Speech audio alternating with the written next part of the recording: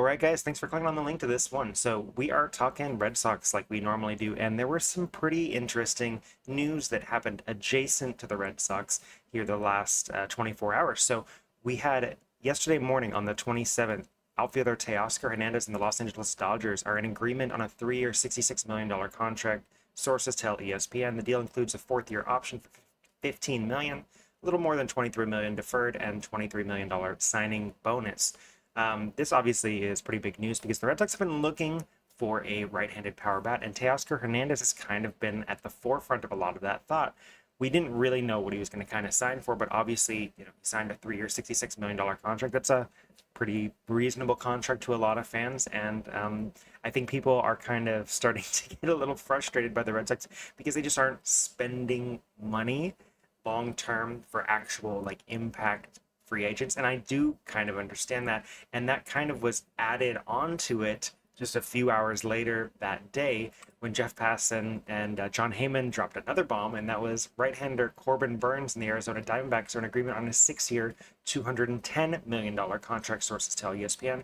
After a quiet winter, Arizona gets the best pitcher on the market. Now, this one was kind of totally out of nowhere. Like the one with Teoscar Hernandez going back to the Dodgers, this makes sense. This has been talked about forever. The Dodgers have been really linked to him the entire offseason. And in fact, earlier this offseason, it was essentially reported that he had already inked a deal with him, and it didn't end up actually happening. But now, a couple weeks later, it does happen. He goes back to the Dodgers. But this Corbin Burnes deal, $210 million, this is less than like what Max Fried got in a 6-year deal.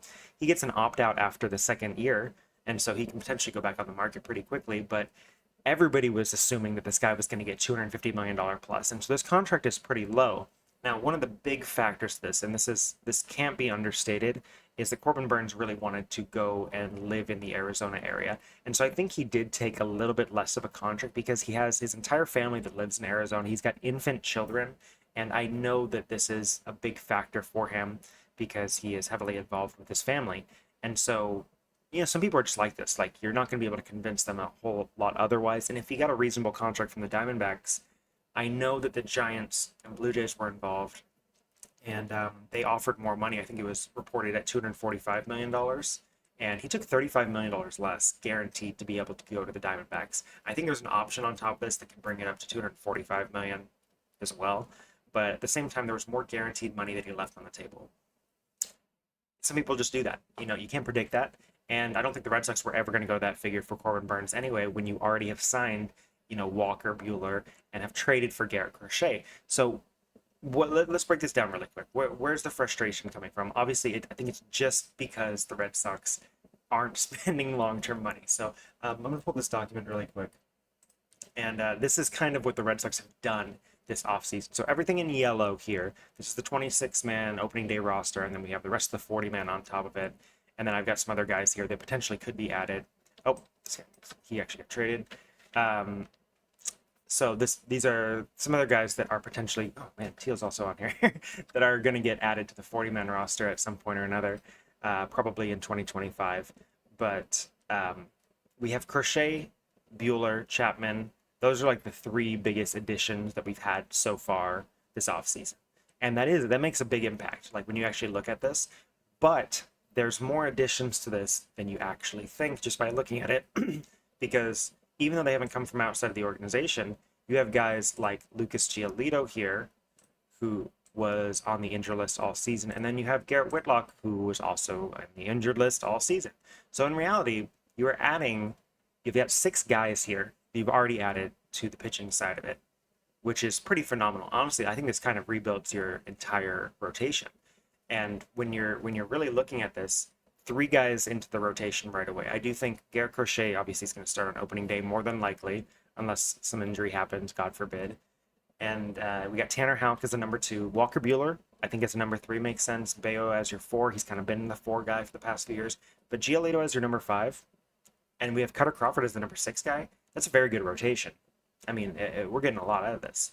And out of the bullpen, we lost Kenley Jansen, but you know what? We also have Hendricks here, who I haven't even included yet, as another guy who was gone this entire last season. So in reality, like we've got 7 guys that we've already added here, And we have our top two guys of the bullpen are probably Hendricks and Chapman right now. I mean, Justin Slayton had a fantastic season, and Garrett Whitlock has shown he can be an elite reliever.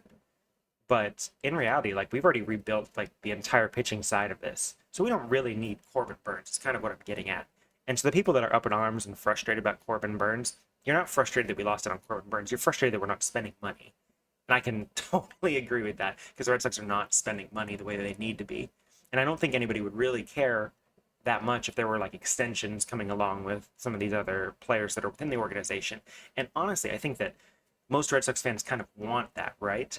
Like you want to have your guys stay your guys if they're good long term. Like a lot of what's happened over the last 5 years stems from what happened with Mookie Betts, and we lost a generational player, but we also lost our guy. It's not like the similar situation where you kind of look at it with the Yankees where they traded for Juan Soto and they lost him. That was crushing for them in a lot of ways, which I loved. But at the same time, it doesn't feel the same for, I think, Yankee fans because he only had Soto for one season. Like, they should have retained him. They should have been able to do it. But the Mets, they messed up. But the Red Sox, they gave away their guy. And they haven't really, like, locked up another guy past that outside of Devers, who, yes, Devers is awesome. And he's great. And for $300 million, like, that contract's going to be a bargain long term. It really is. But at the same time, then you go out and you sign, like, guys like Trevor Story, who hasn't performed very well. You sign Yoshida, who has played well, but he can't field and is clogging up this lineup. And then you keep signing guys these 1-2 year contracts, like Lucas Giolito, who is not a difference maker necessarily. He can be really good. Like he's shown that he can be a number three, number two type guy in the past, but he hasn't been that in a while, and he's been hurt. And then you get Walker Bueller, who I'm very high on Walker Bueller. And let's look at his stats really fast. Oh, that's not the right one. I'm really high on Walker Bueller, and I think a lot of people are not. And this makes sense. Negative 1.3 WAR, but at the same time, you look at what he's done over his career, and he had 7 WAR season. He was the best pitcher in baseball by ERA plus 3 years ago in 2021. And then he came in 2022, wasn't doing well because he was injured. And so they shut him down. He had Tommy John surgery. Came back in 24. Didn't do well because he was recovering from injury. And so this is gonna be his full healthy off season or full healthy season. And so honestly, like I'm more frustrated not that they signed Walker Bueller, but that they didn't sign him long term. Like I'm not saying that you were going to be able to get a longer contract out of him, but I think there was a way to get Walker Bueller. And if you give him like a 4 year, $75 million contract, and you give him an opt out after year two, I think he probably takes that. And then the Red Sox have like some security. You get him for at least 2 years.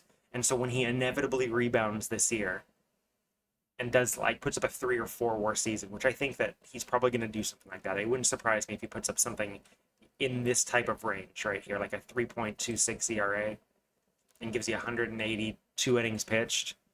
Like, I don't think the innings is going to be an issue this year. I really don't. Like, I know that he hasn't pitched a lot the last couple seasons, but he's still going out there. Like, since he's been back, he just hasn't performed very well. So I think that if he's going to give you 180 innings again this year, I think that he totally can and will, as long as he gives you 30 plus starts.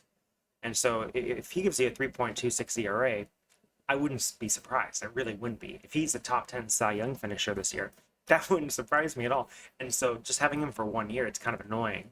And I know it's a lack of there's risk on top of it. And there's more risk than I'm giving it credit for probably. But it's just another one of those things where it's like commit to some of these guys, right? Like commit to these guys that can be really good and commit to your own guys too. Because if we're going back to this Word document over here, like we've got Anthony Campbell Meyer, who are all probably going to be up at some point this next season. We've got Garrett Crochet, who is our ace now. And he's one of the top 5 potential pitchers in baseball. Like we've got Tristan Casas here, who theoretically should be a fixture in the middle of our lineup for a long time. And we even have other guys like Wilyer Abreu, who you could argue.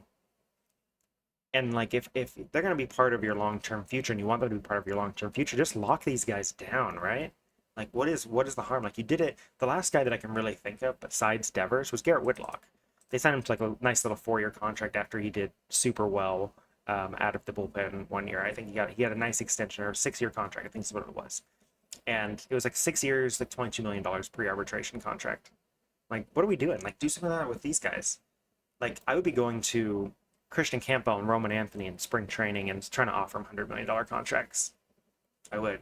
I mean, I don't know if they're going to accept it, but if you give Anthony, if you're that confident in these guys, which I think there's good reason to be, like, get him right now. And what's going to hurt you if you give him an 8 year, $100 million contract and they don't perform the way that you think they're going to be? They're going to be an average big leaguer. Like, the risk versus reward that you're getting on this is just so much greater. And if you want to be safer on it, you can go with Garrett Crochet. And again, Crochet's got a risk, but if he's your guy that you just traded all these prospects for, and you feel good about it, and you've committed these resources already to it, give him the $200 million contract before he comes out and wins a Cy Young this next season, and he's worth $350 million.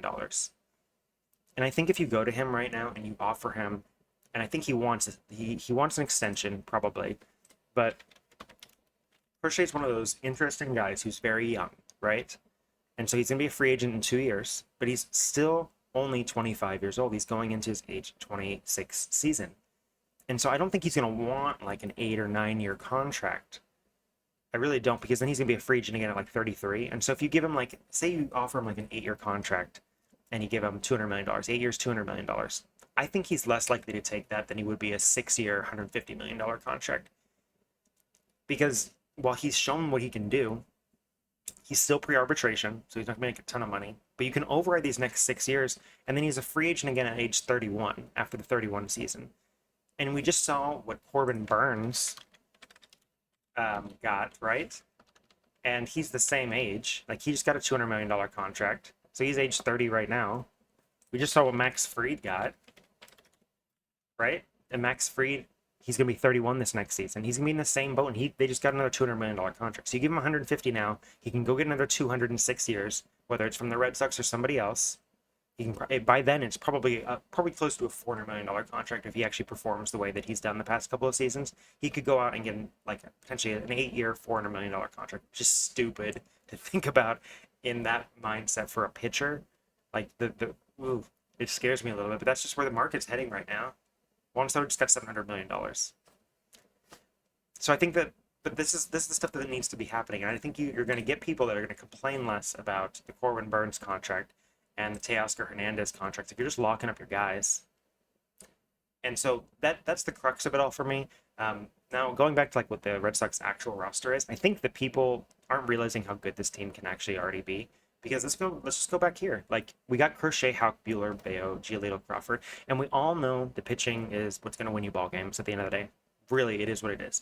And if we know Crochet has proven, has shown you that he can be that ace caliber guy, maybe not proven long term, but he's shown you that he can be an ace, like a true ace, like a top 5 pitcher in baseball. And you got Houck at a number 2. I'm good with that. You've got Bueller at your number 3. It's kind of like a safety net for him. Bueller also can be an ace. Would it shock me in the slightest? Would it shock you if Bueller went out and he pitched better than Corbin Burns this next year? I don't think that would surprise me. Like, really, would that surprise me that much? I don't think so. Like, what did Corbin Burns do this last year? 2.92 ERA. Finished 5th in the Cy Young. The last season, 3.39 ERA. So he could potentially do something in this range right here. Would it really shock you that much if Walker Bueller came out and gave you better than 3.5 WAR this last year? I don't think so. When you look at what Walker Bueller has done over his career, he's already given you 3.5 WAR twice. He had a 7 WAR season, which is insane for a pitcher. And I know I'm talking in the past tense on this, and he had a bad year last year, but at the same time, he's only 30 years old, guys. He had Tommy John surgery. Everybody has Tommy John surgery. Like, really, it's not like that big of a deal anymore. And so, like, when we're talking about the quality of this team, the top 3 guys here could be really good. And Brian Bayo, this last season, we'll go back to Bayo. Man, I keep going on that one. We go back to Bayo here. He actually did really well in the second half of the season. We'll go to his splits here really quick. If you look at his first half and second half splits, look at what he did here in August and September. 3.0 ERA in 5 starts, 3.55 ERA in 5 starts. So at the end of this year, he was actually doing super well to be able to actually perform at the level that we're kind of expecting to. He didn't do great, heading into the All-Star break and to the trade deadline. He really didn't do that great. But in August and September, over 10 starts, he gave you like a 3.25 ERA. And this is the type of guy that we're all thinking that he potentially could be. And 10 starts is, smallish sample size, but it's big enough to kind of be like, okay, he could do that maybe a little bit longer. And so if you've got Bayo and he can, just say he can even just get you under a 4 ERA. He had a 4.49 this last year. Just say he can get you under 4. And then you have, on top of that, you've got Crochet, Houck, Bueller, who are also giving an under 4 ERA, which I imagine that there's a pretty realistic chance that all of those guys will do that. And so then you have 4 guys with an ERA under 4, and then you still got Giolito behind him, which Giolito, you don't know what you're really going to get out of him. He's kind of given you like a mixed bag over his past few seasons, and obviously he was hurt and missed the entirety of last year, but he's coming back strong this next season, hopefully.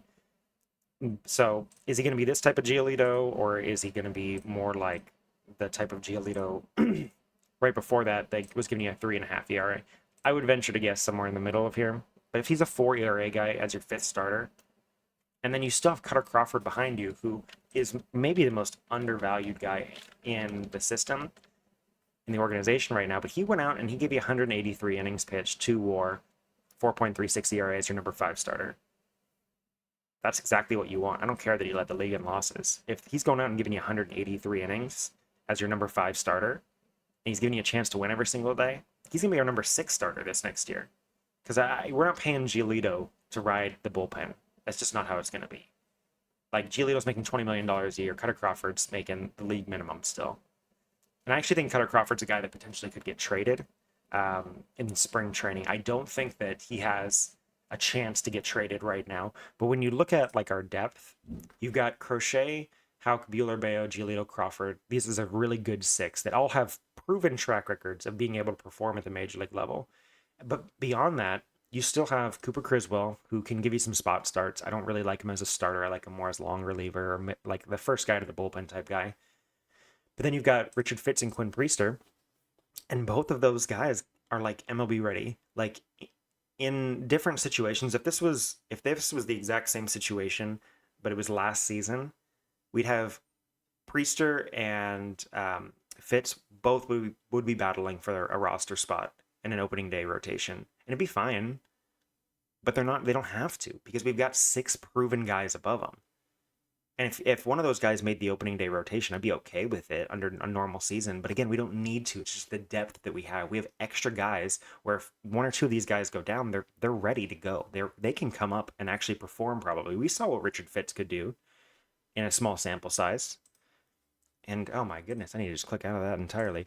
But like Richard Fitz here, like he came up and he had a 1.74 ERA in 4 starts. Like, no, that's not indicative of the guy that he actually is, for sure. But even at the minor league level, like 4.17 ERA, he was kind of doing what you need to. He didn't walk a ton of guys, struck out a decent clip. I think this is closer to the guy that he is. But again, like, if this is what you're getting out of your number 5 starter and it's a 4.25 ERA type guy, like, that's fine. Almost every rotation is going to have guys like that in their rotation. Most of them are going to have worse guys. And then you had Quinn Priester come up at the end of this last season. He had 1 start for the Red Sox, and he did super well in that start. 5 innings, 1 earned run. Like, he didn't do super well coming into the Red Sox organization after he was traded, but they were working with him. They were trying to figure it out. 9 starts, 5.4 ERA. But before that, when he was with Pittsburgh, 3.21 ERA in 7 starts. This is a guy that was a top 100 prospect not even that long ago. Pre-2021, 58. Pre-2022, 88. He's got a little bit of pedigree to him. First round draft pick, number 18 overall. Like, these are the guys that if they're in the back end of your rotation, like, that's fine. And they're going to be our depth guys. They're going to be the guys that are called up earlier in the year. And so that's why I'm going back and I'm like, Cutter Crawford potentially could get traded because he's got some track record to him. And you're only losing value by putting him in the bullpen, I think. Because when we go back to Cutter here, like, Crawford's got some good stuff behind him, but he doesn't strike out a ton of guys. This is part of his thing. He doesn't strike out a whole lot of guys, and in the bullpen, you want to have guys that can strike out a little bit more, just because sometimes they just need to come in and they need to shut guys down. They need to get guys off base. They come into situations where there's runners on second and third, and you just need a strikeout. And Crawford's not necessarily that type of guy. You want this to be more like a 10, 11 strikeouts per 9, if possible. And so he's going to be out of your bullpen. Like, I think he's a more valuable asset out of the rotation. But if he's not going to be in our rotation, you can still trade him. And again, the next guy's up. You still have Quinn Priester and Richard Fitz behind it. They're reasonable guys to be able to come up and do some spot starts. And so when you look at our rotation right now, by Fangraphs, it says that we have the fifth projected rotation, the fifth best projected rotation this next season with Crochet, Bayo, Houck, Bueller, Crawford, Giolito, Fitz, Criswell, and Sandoval, which Patrick Sandoval is another guy that we signed. He's not going to really be impactful this year. I think he's probably going to give you 20 to 50 innings at the end of the season, maybe not even out of the rotation. And then in the next season, he's probably going to be the guy that replaces like Lucas Giolito in the rotation as like your number 5 starter, something in that range, which that's totally fine. But that's another story for a different time. We're talking about this next year. And so when you look at what we actually have to work with, another thing that I want to bring up here is the Red Sox, while they haven't improved their offense, they still need to. And I think that's another portion of as to why the fan base is frustrated by like Teoscar Hernandez going for that contract piece. It's like, well, if he signed for $66 million, that would have been our right-handed bat that we need. That's going to prevent Trevor Story from having to be our number 3 hitter. Because he basically is right now, right? Unless you want to move like Rafael up to the number 2 spot or something like that. Or you want to have Rob Refsnyder batting 3rd for half the year again. Which, nothing against Rob Refsnyder. He actually did pretty well on that spot. But we just want to have a more stable guy that can go in and plug and play. Like, and Anthony Santander is really one of the big guys that's left on the free agent market. And you're going to have to pay more for Santander than you did Teoscar Hernandez. And personally, I almost like Santander more. I know his underlying metrics aren't as great, but the guy just smacks balls, and he's a switch hitter.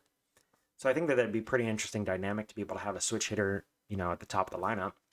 Yeah, I hit 44 home runs last year. It's hard to argue that he can't keep doing it. And Fenway Park's a better hitter park than playing in Baltimore was this last year. Baltimore's those fences were brutal. They're moving them back in after moving them out a few years ago.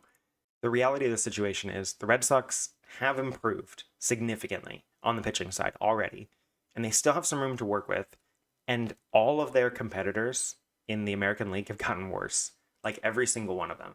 So I've got this pulled up. This is directly from Fangraphs. This guy on Twitter, Brooksgate, made it up. He has some good content for the most part. But look at like the competitors directly in the American League. So the Red Sox have gotten marginally better already. They've gotten an extra win better potentially. And this is mostly from Garrett Crochet joining the team. But they've lost like Tyler O'Neill. They've lost Jansen. They lost Martin. They lost some pieces, but they've gotten a little bit better. We were an 81 win team this last year, so we've gotten a little bit better.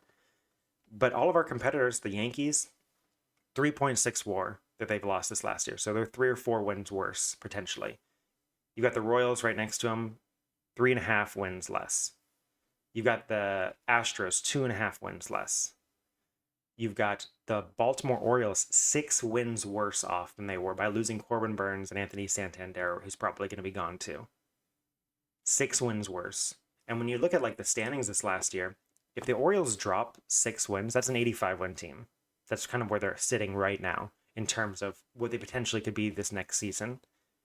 And the Red Sox, if they're an 82-win team and you add another bat or two, we're talking, 85 wins, 85, 86 wins right now. Just and that's a projectable win total. But then again, we're talking Royals, and that they've dropped 3 or 4 wins. They're a 500 team. We talked Astros. They lost like 4 wins as well. So they're another like 85-win team. The Mariners and Rangers aren't super great either. Mariners have lost 4 wins too. That's another 500 team. The West is going to be terrible this next season. Honestly, they're going to be really bad, especially the Astros don't like bring back Bregman, which they're not going to. They're swapping him out with Paredes. He's going to be in there. And so the West is going to be really bad. There's only going to be one playoff team out of there. The Guardians or the Royals aren't going to be as good potentially. The Tigers are one of the few teams, I think. Let's see, where are we at on here with the Tigers? I think they actually might be on, oh my gosh, Detroit right here. They're kind of a wash as well. So the Tigers could potentially be in that mix as well. And this is just projections again, but if we're losing, if all the American League is losing good players and the Red Sox are getting marginally better and they're still going to have to add another bat or two, and I think they will, like you're looking at a spot where, the wild card could be decided by a bunch of teams that are winning 85, 86, 87 games. And if the Red Sox sign Santander or something in that range, or if they acquire a bat that's going to push them over a little bit more, like you potentially could have a playoff team pretty easily here. I don't. Are there really 5 teams that are that much better than the Red Sox right now? I don't think so. Like not that much better. Probably the Yankees and Orioles are probably still better. The Guardians are better. But then you start talking about like the Astros, the Mariners, the Rangers, the Rays, the Blue Jays, the Royals, the Tigers. Like all of these teams are very similar. And the Red Sox are in that group as well. Could they win 78 games? Maybe. Could they win 88 games? Yeah, all of these teams are in that range right now. And I think you just need to add a couple more pieces to get over the top. And when you're talking payroll too, for the team, this is from SoxProspects.com. The Red Sox still have, before they get to the first threshold here, they still have some payroll to be able to work with. They still have $26 million. And I know that there was a lot of talk earlier this season about like, hey, they don't mind going over the luxury tax. And I think that's true. They don't mind it. But I do think after missing out on Juan Soto, the direction's kind of changed. And I think that they're going to want to stay under the CBT and see how the season goes. And if they're doing well at the All-Star break, I think they'll go over it. I think that's just kind of where it's going to be right now. And if they still want to add either a bat, and they want to add potentially another high leverage reliever, and they want to add maybe even another backup catcher. Those are like the 3 things that are kind of on the agenda still. Well, if you put $23 million towards Teoscar Hernandez, it leaves you $3 million to stay under the budget. You're not going to really be able to address those other things. Maybe a backup catcher at $3 million or something like that. But even like right now, you look at like what our lineup potentially could be, and we have Narvaez, who I think if they go into the season with him as the backup catcher, I don't like it. I'd rather him be a third string catcher, but I think that they would do it.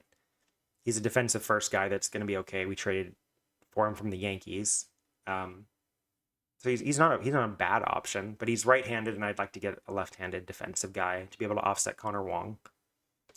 But at the same time, if that's your biggest problem, and we end up getting like a Santander or a bigger bat in here, and we can sign him for 4 years and $90 million or something like that, even if we don't add another high leverage reliever, you can get away with Hendricks, Chapman, Slayton, and Whitlock as your top 4 relievers. Like, for sure, you can do that.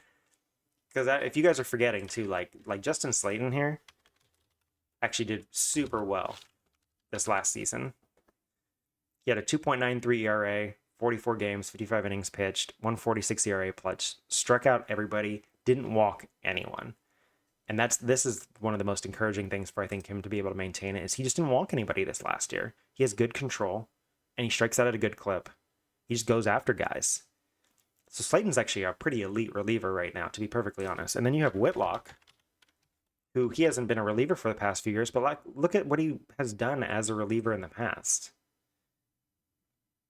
Good stuff. Everything that he's been able to do as a reliever in his career has been very positive. Let's see if we can break this down by starting and relieving here. So, scroll down as a starter and reliever here.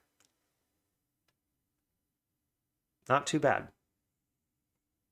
Not too bad. 2.65 ERA as a reliever in his career for Garrett Whitlock. And he's going to be a reliever this next year. They've already said it. Not as good as a starter. But as a reliever, totally elite. So you've got 4 guys in the back end of the bullpen. You don't even necessarily need to add a closer. I'm just being greedy at this point. But in reality, if you just get that one right-handed bat to really like stabilize this lineup, this team is so much better than I think everybody's giving it credit for, because it's not that this team has added these massive pieces and they got the Juan Soto and they're getting Santander or Teoscar Hernandez on top of it and the lineup's deadly and the bullpen and pitching's deadly. Like the pitching is deadly, and I think it's going to be a top 5 staff potentially this next year, especially with Andrew Bailey behind it. But like the offense is not that bad, and everybody in the American League has gotten worse. Everybody. And when you're really looking at these teams this next year, none of these teams are scary. Whereas you go to the National League and it's like, I don't want to mess with the Phillies. I don't even want to mess with the Braves. They got Acuna coming back. The Mets, they just got Juan Soto. All 3 of these teams would be one of the 5 best teams in the American League if they were there. Then you've got the Brewers, who won 93 games. They're still really good. And then we haven't even made it the Dodgers and Padres, who they were the 2 best teams in the National League this last year, probably. I think that the Dodgers and the Padres were the 2 best teams. And so I think there's a legitimate argument here. And the Diamondbacks won 89 games, a sneaky 89, and just signed Corbin Burns. I didn't even mention them. there's a legitimate argument here that 6, 7, 8, 9, that there are 10 teams that might be better than the Red Sox in the National League right now. There are probably 10 teams in the National League that are better than the Red Sox. But in the American League, what? Realistically speaking, 3 teams probably that are like clearly better in the Guardians, Orioles, and Yankees. And the rest of these teams are very, very close in terms of talent. And so when you're looking to this next year, if the Red Sox had the 4th best record in the American League this next season, it would not shock me at all. The 4th best. They could potentially even uh, com- eh, compete for the division this next year. I really do think so. Because if Garrett Cole doesn't perform the way that he needs to, and then we look at this Oriole rotation, like let's look at the depth charts here for the Orioles. You want to know where their rotation ranks right now? It's not good. They're the 25th best rotation this next year after losing Corbin Burns. And pitching carries, you guys. Like their offense is very good. It's better than the Red Sox. But at the same time, when your rotation is this bad and they haven't really added to it, it's kind of scary heading into this next season. And so I think the Orioles, they potentially could hit a major regression point, especially if they get an injury to like Zach Eflin or somebody or Grayson Rodriguez. They're just toast because they don't, the depth behind them is just not the quality that the Red Sox have. The Red Sox, again, have 8 guys that you could put into that rotation right now that could make major league starts for you all season and probably be okay. That the Orioles do not have that depth. They do not. The Blue Jays, again, they don't have that depth either. 22nd. Even the Rays here are very middle of the pack when it comes to their rotation, and they're always really good on pitching, and they'll probably outperform this, especially if McClanahan can come back and give you 150 innings. I think he's a total stud. But the Red Sox pitching is better than maybe everybody in the American League. It's very possible. I mean, the Rangers are very good too, especially if Jacob DeGrom comes back and gives you this. They're super good. But I mean, the Phillies, Dodgers, Braves, like the Twins are also good. Pablo Lopez is very good, but like they're right at the top of the American League in terms of pitching. Like the very top. And if you make the playoffs with the best pitching, you can make the World Series pretty easily. Because pitching's always going to carry you over offense. It almost always is going to be able to do that. I mean, look how much Aaron Judge struggles in the playoffs, right? Like, he's the best hitter in all of baseball easily, and the guy bats 200 when he hits the playoffs. That's more about Judge than it is about pitching, I think. But I couldn't help but take a jab at it. But I don't know, guys. There's a lot of interesting things here. The points that I'm trying to make here, though, are let's not overreact to some of what's going on here with Corbin Burns and with Teoscar Hernandez. Um, I I wish they need to do something. The Red Sox need to extend somebody. They need to give money to somebody for more than just 1 or 2 seasons. They need to get some big contracts back on the books because that is what everybody is looking at right now. And whether that is signing some guys or extending some guys, you need to do it because if you extend Christian Campbell before opening day and you tell everybody he's going to be your opening day second baseman, I think that quiets a lot of the noise. You don't even need to like go out and get Alex Bregman for 150 whatever $1 million. And nobody seems to want Alex Bregman anymore. I think he's actually going to end up with the Blue Jays because nobody wants to take the Blue Jays money. And I think they're just going to throw $200 million at him and be like, please sign with us. And if it's between the Blue Jays and the Red Sox aren't probably going to give him more than $150 million, I'd imagine. 6 years, 150, I think is the most that they would go. Maybe 5 years, 140 or something like that. I think that's where the Red Sox are at. But if the Blue Jays come in and give you 7 or 8 at 200, I think he takes that easily. Because I don't think that anybody else is going to the Blue Jays. I think they're going to have to overpay. Nobody will take their money over the past couple of seasons. And they need help. They have Ernie Clement as their third baseman to start the year. So he can be their third baseman. And he can give the Blue Jays some help. But again, give the money to Campbell. Make him your opening day starter. Give him a $100 million contract extension before he even sees a pitch in the majors. And I think it quiets a lot of the noise within the organization. Give Garrett Crochet an extension for the next 6 years. Quiets the noise. You don't get these people yelling at you. You don't get people up in arms about the Red Sox are cheap and they don't want to sign anybody. And the people they do sign are Trevor Story and Masataka Yoshida, who are hurting you long term. And yeah, they give extensions to Bayo and Rafaela, but that's not the same as giving an extension to Roman Anthony. You know what I mean? It's not the same thing. Rafaela was never Roman Anthony. Bayo is not Garrett Crochet. You gotta be bold sometimes, and I really hope that the Red Sox are bold pretty soon. But anyway, guys, that's kind of what I'm talking about here. Hopefully, you guys found some of this interesting, informative. Hopefully, you see like how much weaker this league is, and it's gonna be a fun year just because all of these pieces, the Sotos, the Corbin Burns, all these guys, they're moving leagues. All the best players are going to the National League. The National League is a bloodbath. I would not want to be there right now. And the Red Sox could squeak their way into the playoffs. And when you squeak your way into the playoffs with great pitching, and you've got some hitters like Devers who can perform in the playoffs, anything can happen. Red Sox can make the World Series this next year. It wouldn't surprise me. They BS their way to a World Series in 2013, right? They had like 5 missed postseason appearances around it, and they just won the World Series in 2013. They could potentially do that again this year with how weak it is. Because in a 7-game series, even if you're playing against the Dodgers or the Phillies, anything can happen. Really, anything can happen. Anyway, guys, that's the video today. Hopefully you guys liked it. Leave your comments in the description below. You know what? When I talk to you guys, I'm interested in having conversations. Like, subscribe. I do this pretty often. I post highlight videos. I do other stuff. So if you like this type of thing, yeah, stick around and we'll talk some more in the future. But it's been fun. I'll see you next time. And you guys have a good, happy New Year. Bye.